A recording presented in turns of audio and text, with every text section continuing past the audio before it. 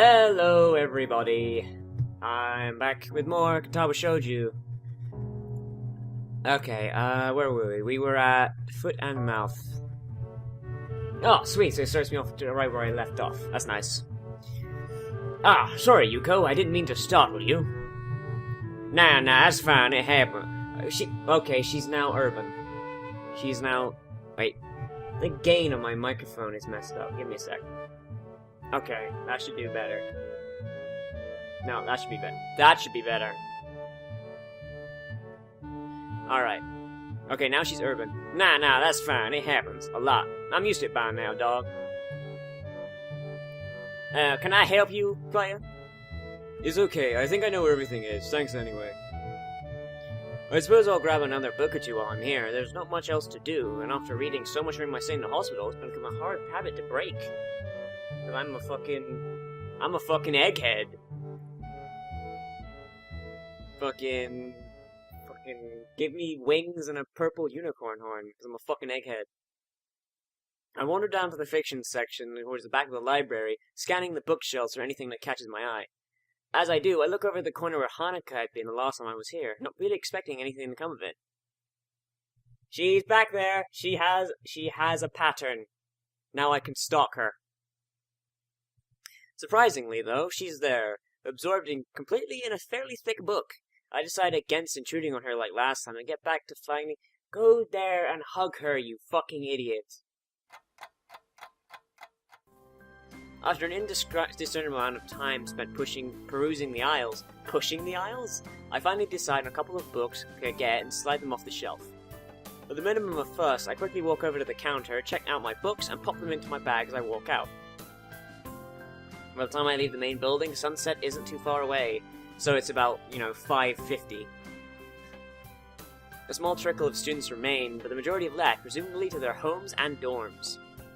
I guess I need to buy some supplies. I can't live off cafeteria food and eating out for my entire stay here. But you can. As I leave for the gate, I make a few loud stretches to try and stave off the tiredness that's accumulated over the week. After passing through and rounding the corner, though, I see a solitary figure walking downhill towards a small town below. The color of her hair and tapping of her cane are unmistakable. I quickly walk up to her, which seems to catch her attention without a word needing to be said.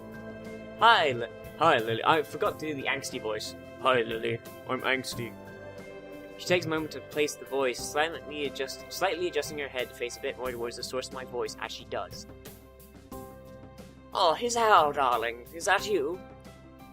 Yep, that's me. She seems to have good memory for voices. The fact that she actually remembered is a pleasant surprise. Good evening, my dear boy. What brings you here?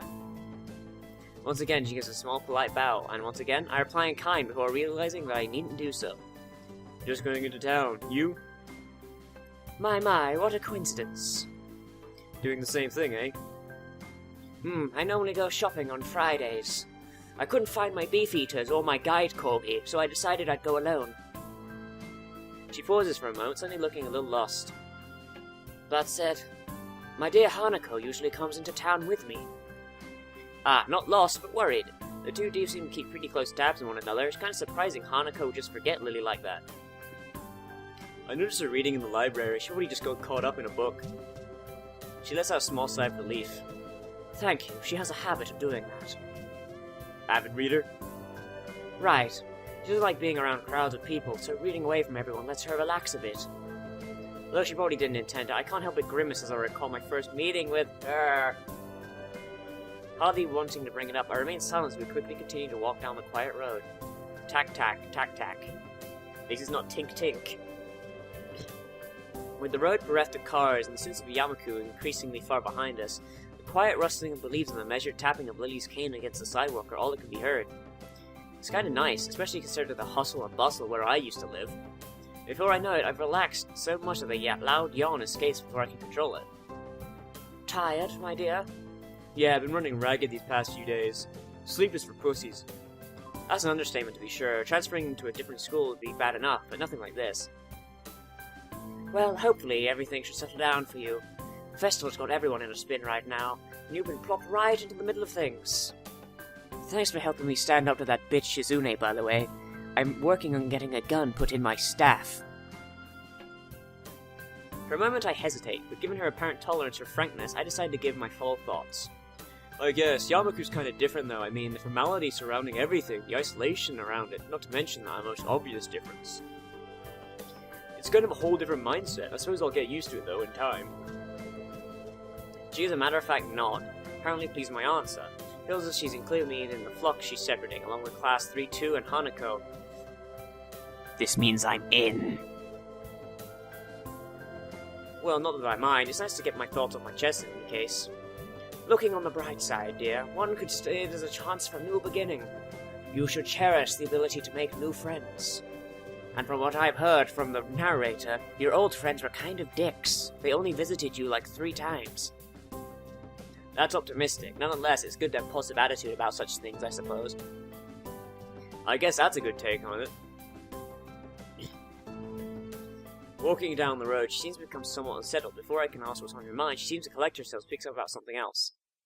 So, where in town were you going? My Shizune sense is tingling. That's actually a pretty good question. I come in to buy food, but the layout of the place is still totally foreign to me. Ask the blind girl for directions! I had intended to just wander around and see what I could find, but with sunset already approaching and nightfall not too far away, that doesn't seem very wise. I'm going to have to ask her for directions. Again. I was just going to go get some food, but now that you mention it, I don't really know the way.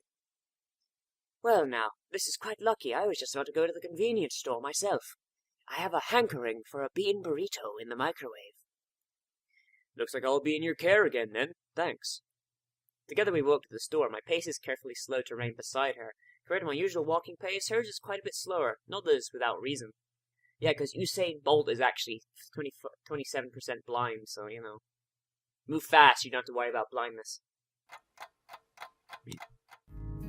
7-Eleven.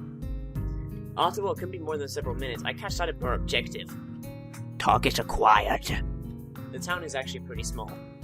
Without further ado, we make our way inside with a greeting from the counter. Beer. Mind if I tag along with you, darling? Usually Hanako would help me, but seeing she's not here. It takes a moment before I realize what she means. Considering she wouldn't be able to read any of the labels, shopping without any help would be a big pain for her. Yes, because I would hate for her to eat rat poison.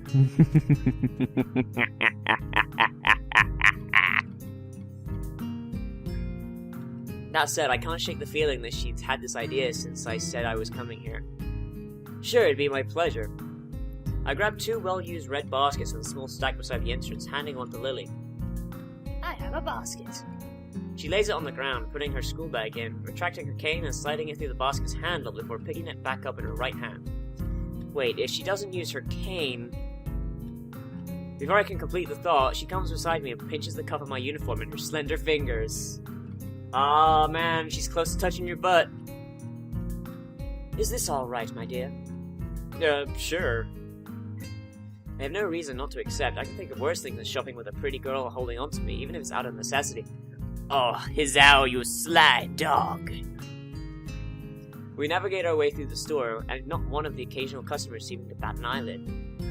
Considering how close Yamaku is, I guess seeing students from there must have been entirely normal for the local residents. There goes them damn cripple kids again. Cletus, get my shotgun. Oh wait, this is Japan. No one would be called Cletus. Oh, Cletus senpai, get my shotgun. As we reach each aisle, I quickly check with Lilly to find out what she needs. I grab it along with what I'm looking for, put our items in our respective baskets. I guess this is the same routine she and Hanako follow every Friday. Right, all that's left is the... Oh, fuck, I'm gonna yawn. My bad. Right, all that's left is the bread, and that should be my shopping done. Do you need anything else, Lilly? No, this should be everything. Off we go, then. With a quick side trip to the bakery section, we make our way to the registers. The line, thankfully, is almost non-existent. It's not long before we both pay for our food and are out the door.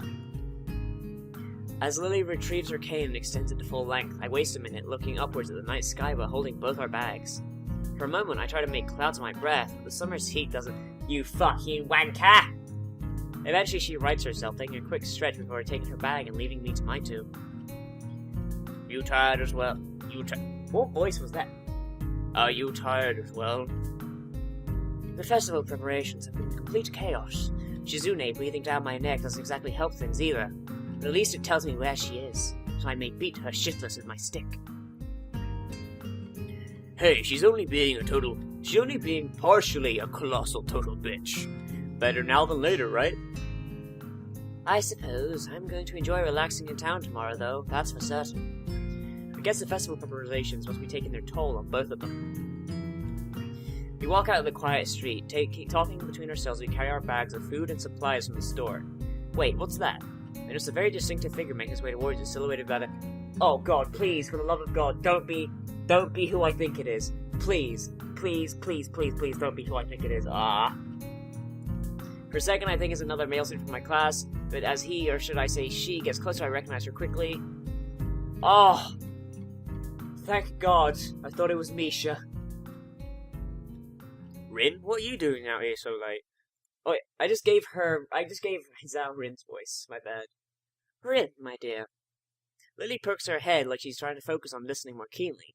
It suddenly comes to me that I should probably interpret the scene for her.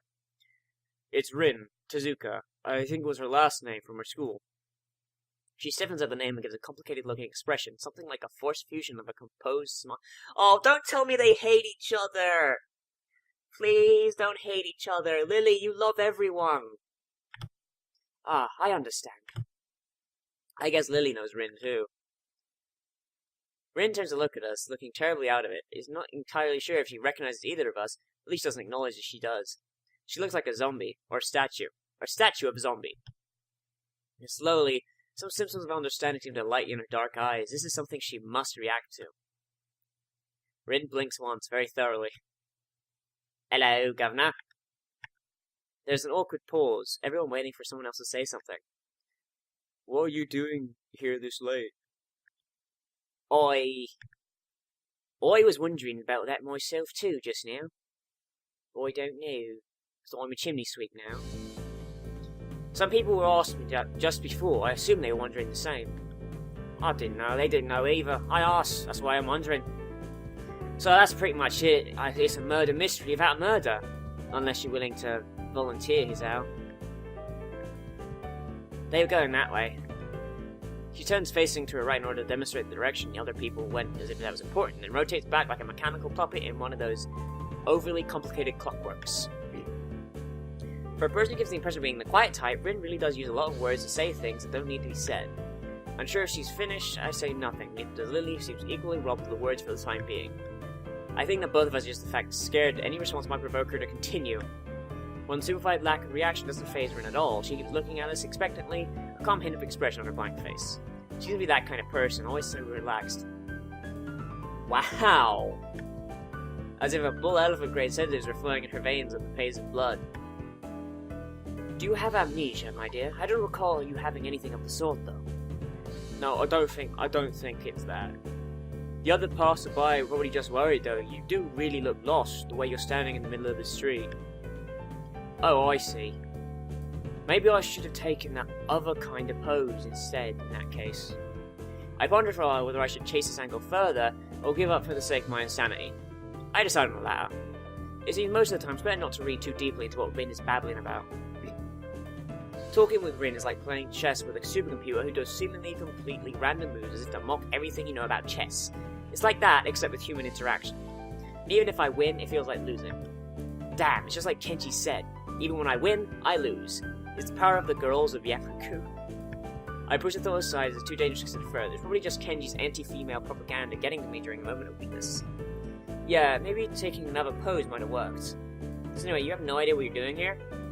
She frowns like extremely displeased at either my question, its consequences, or whether she's the answer she's about to give.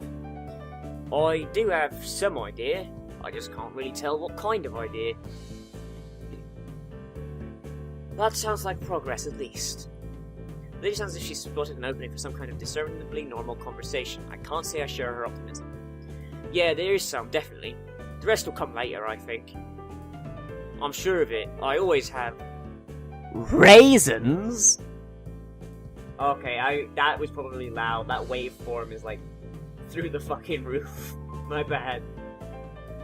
The ensuing silence kills all Lily's hopes all too visibly. That didn't last long. Rin, as far as I can tell, unbased assurances aside, what should be done? We could just leave it to our own devices, whatever those are, but it's late, and I don't think we'll be getting any thanks if Rin is found standing here in the middle of the night. She probably will, unless she manages to remember what she was doing here in the first place. As for me trying to guess what might have been going on in her mind, she says, like, bleh, that is me, seven times in a row. So, I assume you were going somewhere, not coming back to the school, any idea where? Right away, shaking shoulders to fish away, making it seem like rehearsed for situations like this. Are you a mind reader? Is that your disability? How unique, Governor! You got a tuppence? No, what? Why would you think that? You knew what I was doing. Or was it just an educated guess? We walked the same street in the other direction just before to get to the store. If you were going to school, we'd have met you on the way. Oh. She looks a little disappointed. Like Kenji, Rin appears as a trick to jump to completely irrational conclusions. A match made in heaven if Kenji wasn't gay. Although she does dress like a dude, so maybe Kenji wouldn't notice until it was too late. Maybe there's something in the water here. I should make a mental note to stock up on soft drinks. You know, this is the second time this week that someone asked if I was a mind reader. Do I really give off that impression? Rin shrugs her shoulders, which is all the answer I get. You know, maybe you should come with us back to the school, dear. Lilly interjects as I'm about to further debunk my alleged mind-reading capabilities. She sounds rather concerned, a paper-thin smile on her face badly disguising the fact. Maybe she came to the same conclusion I did. In her arrhythmic way. Apart from the beginning. So how's the mural going? We're gonna get bad luck. Nothing talks about work in progress.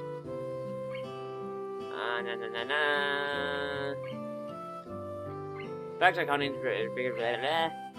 It's just you seem unusually tired, I guess. And all the things I notice my breathing is strangely heavy. Oh god, I'm gonna have a heart attack in front of two girls.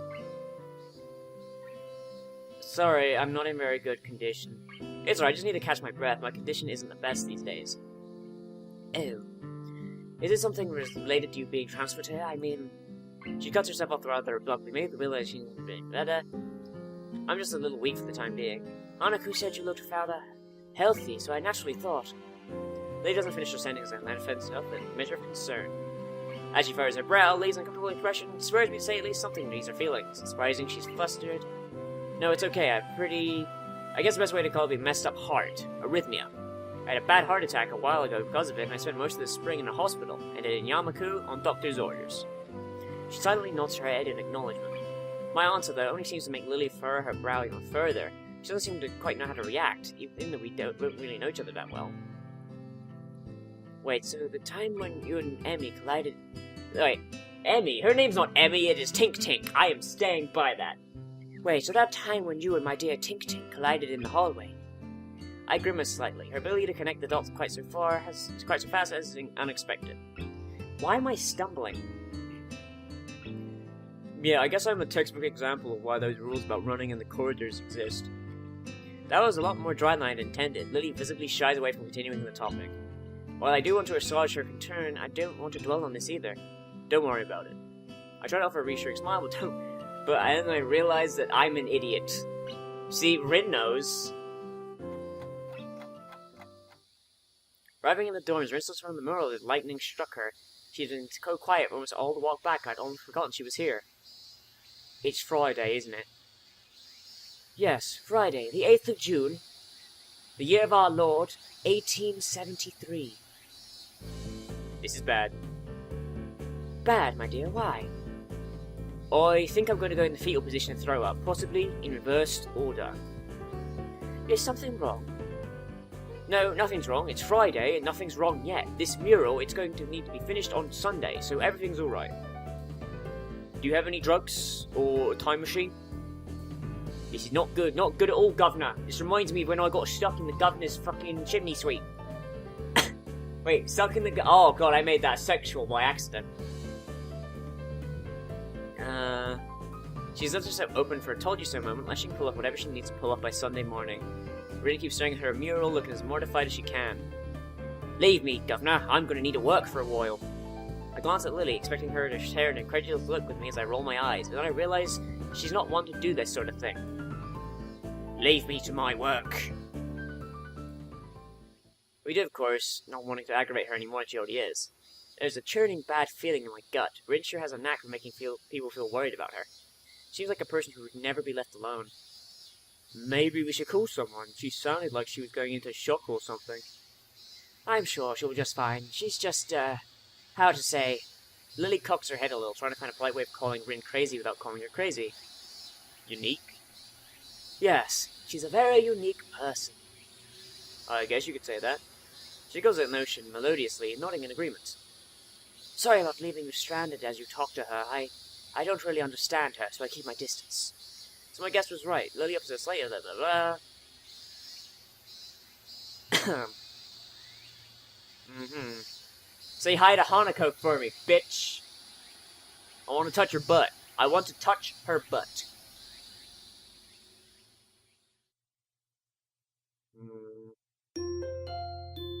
Is this another act? Yeah, this is another act.